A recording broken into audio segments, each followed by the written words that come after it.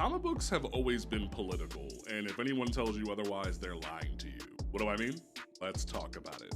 So if you go to certain sections of the internet, you'll hear certain individuals say, "Get your politics out of my comic books. I just want to read my Batman and my X-Men." and you're just like, that doesn't make any sense. Because comic books have always been involved in the political landscape in one way or another, and I'm going to be making a series of videos talking about this. For my first example, let's bring up the biggest op in comic books, Frederick Wertham. You're going to hear me bring this dude up a lot over the course of this series because genuinely this dude has had such a dramatic effect on the comic book industry because of the nonsense he was spewing back in the day. Because back in 1954, he released a book called Seduction of the Innocent, and in this book, he basically described comic books as the worst thing to ever happened to America.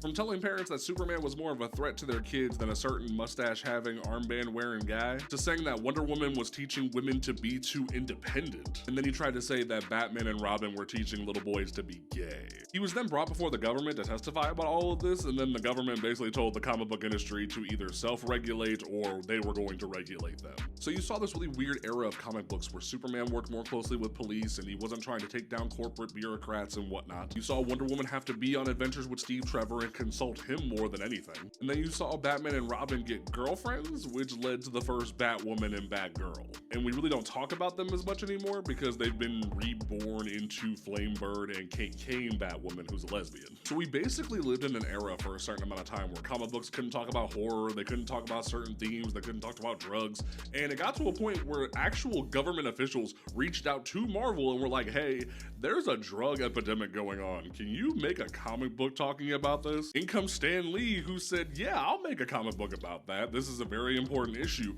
But then the Comics Code Authority, which was formed as a self-regulating platform by the comic publishers, told him he couldn't actually publish it. And then Stan's publisher, Martin Goodman, just told him, no, you're gonna put this out, it just won't have the seal of approval for a couple of months because this is important and we'll take whatever heat we need to take for that. So like, you see how bass-ackwards it sounds for people to say that comic books aren't political? What it truly means is they're trying to make an excuse for their bigotry at the end of the day, and they don't understand the fact that comics have always been progressive, they've always been political, there's always been pushback when it comes to different things like that, and they need to actually go read a book for once. But yeah, let me know what you guys think in the comments, drop me a follow if you like what I'm doing here, and get ready for more videos like this. Have a great day.